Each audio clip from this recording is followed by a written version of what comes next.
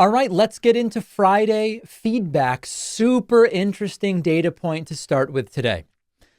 Weeks ago, before Joe Biden stepped aside and Kamala Harris became the presumptive nominee, we did a poll of our YouTube audience and said, is Kamala Harris more likely to defeat Donald Trump than Biden or less likely to defeat Donald Trump than Biden? It was basically 50-50, 51-49, 55-45, something like that. The audience was mostly split before Joe Biden stepped aside and Kamala Harris became the presumptive nominee as to whether Harris improved Democratic odds or worsened them. We redid that poll in the aftermath of Kamala Harris becoming the presumptive nominee. And the numbers are stunning.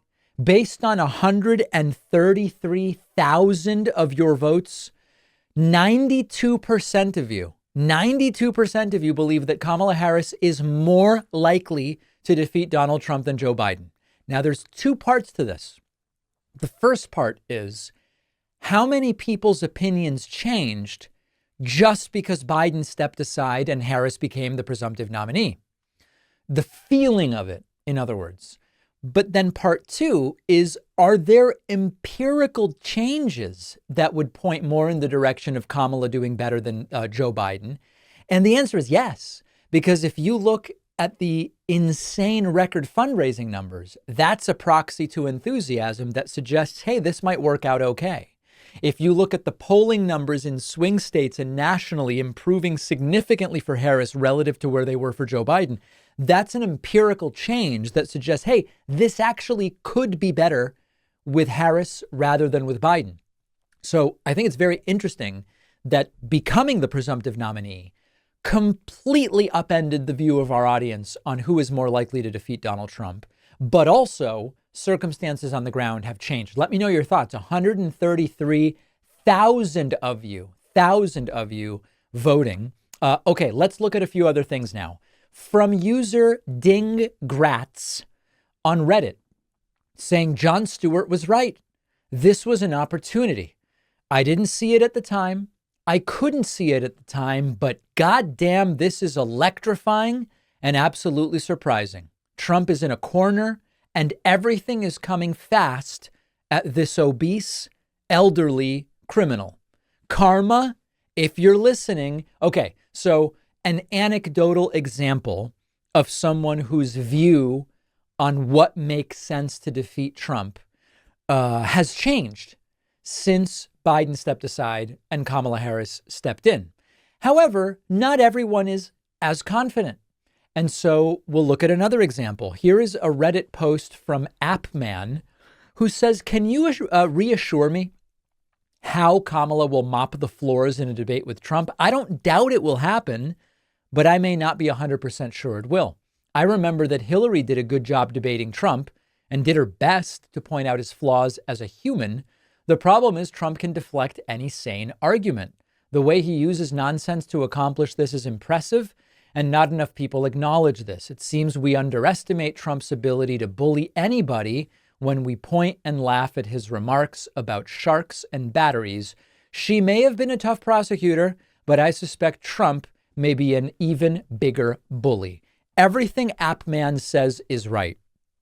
And if there is to be a debate, and I know we keep going back and forth, there will be a debate. There won't be. The ABC debate is originally scheduled. No, only Fox News per Trump.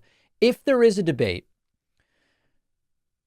Kamala Harris needs to come in not only with a very specific plan for how to deal with what we know Trump's performance will be like. And we've got the June 27th debate to prepare from, but she needs to come in prepared to diffuse the sorts of non-responses. How do you deal with the non-response word salads from Trump, where it's like, yeah, he's lying, but he lies confidently, and it kind of impresses his base? I don't know what that plan will be. I don't know what the plan should be, but I think we are right to be cautious about Trump's ability to just lie his way out of this sort of stuff. Kamala Harris obviously is more knowledgeable on policy. Kamala Harris, obviously, I expect would be more honest in a debate than Trump. But you need to have a plan. Otherwise, it can go very haywire very, very quickly. All right. Another instance of confidence. User proof of my existence from subreddit says Kamala has this election in the bag. I'm genuinely excited to cast my vote for her. Her chances are sky high for multiple reasons, and I have a feeling she's going to beat Biden's record for most voted for president in history. I'm also glad that people like David aren't in charge of decision making, because then we'd still be backing Biden and then inevitably losing to Trump. It's funny because at all points, number one, I wasn't even suggesting that there is a particular decision to be made. All along, I was saying, I'm going to vote based on who's on the ticket in November. My decision, if it's Biden-Trump, will be that I vote Biden. If there is a decision made to replace Biden, I will evaluate who replaces Biden and then vote on that basis.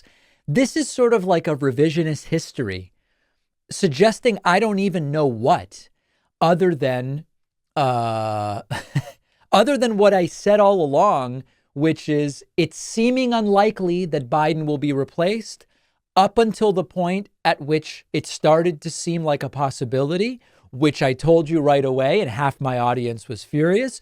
It eventually became, to me, insurmountable what Biden had to do to stay on the ticket. And then even more people were angry at me, despite me saying, I'm calling it like it is. I think he's going to have to step down. And within 3 days of that, he stepped down. So if you want to accuse me of anything, accuse me of something I did, which is calling it like it is at any particular moment that I was asked about it. Okay. Let's look at some other critiques. Here is Pink Moonlander from the subreddit asking, why does David keep implying Trump thinks Hannibal Lecter is a real historical figure? I agree with Pakman on almost all his points about Trump, except he keeps implying there's a possibility Trump thinks Hannibal Lecter is a real person. It's pretty obvious Trump is joking and being comedic when he refers to Hannibal. It makes Democrats look stupid when they try to pin stuff like this on Trump instead of focusing on real issues. I am dead serious when I tell you I can't tell whether Trump thinks Hannibal Lecter is a historical figure. When do individuals refer to fictional characters as the late great? It just doesn't make any sense. I'm not saying I'm sure Trump thinks Hannibal Lecter was a historical figure, but it's certainly plausible. Certainly plausible. Graham Bergroth from Facebook says, Pakman always has glassy eyes. You know, it is true. And this goes to, as many of you know, I've been accused of having a drinking or drug problem, as evidenced from me being on something during the show, according to some. And I've explained that I don't use any drugs and I drink very, very rarely. But what happens is, I think I wear contacts and we have bright lights. This is not a CNN studio, so it's conceivable that the lights aren't at exactly the right height that they should be at. And yeah, I mean, look, I'm looking there and I can see a little bit of that reflection off of my contact lenses with the studio lights. But rest assured, I'm not high right now, nor have I ever been during the show. Colin is jumping in on the Kamala critiques and says the voice, the cackle, unelectable based on her voice and her cackle. I don't see it the same way as Colin. Now, Britt Owens responded by saying Kamala's voice is like caramel coffee, sweet and strong. Ah, the projection of her voice is so powerful. Yeah, listen, whatever you think about Kamala Harris's voice or anything, it seems very clear from the polling and from the media reactions that going after her for her intelligence, her voice, or her laugh are not working as effective means to defeat her candidacy. Does not seem to be doing anything to hurt her chances. So for their own purposes, right-wingers and Trump supporters are going to have to come up with something a little bit better. Nichelle Rose wants me to focus more on astrology. Nichelle says, David, I know you don't follow astrology, but you really should. There are some very illuminating astrological things happening over the next year, and specifically with this election. Just floating that to you, as I think astrology has really been villainized through history via church agendas. Yeah, I'm so sorry. And every time I do this, 5 people who like astrology write to me. I will not insult my audience with astrology and suggest to my audience that we might be able to divine something about the future of presidential election outcomes from the believed and often incorrect positioning of heavenly bodies at different points in time. I respect my audience too much to pretend that there's any there. And at the risk of offending 5 people in my audience, that's been my view for a very long time, and it continues to be my view. So don't expect any astrology on this program. Gilbert Mendez writes, the media should now start talking about Trump's mental decline. Well, it is getting more attention. I jokingly said, Trump is now the oldest presidential nominee in American history. Is that really what the country needs right now? It was sort of tongue in cheek, but that narrative, that retort, that talking point has wildly triggered MAGA. They hate the fact that their guy, after they spent years saying Biden's too old, that their guy, who's almost as old as Biden and is glitching regularly every time he speaks in public, is now the nominee as the oldest nominee in American history. So I do think it should be talked about. It does appear as though there is somewhat more focus on Trump's mental decline coming forward, but it should continue to be discussed because it is such a prevalent issue. You can pre-order my book, The Echo Machine, at davidpakman.com/echo, or by searching any audiobook, physical book, or digital book platform for my name and The Echo Machine. At the beginning of the week, we had 450 pre-orders.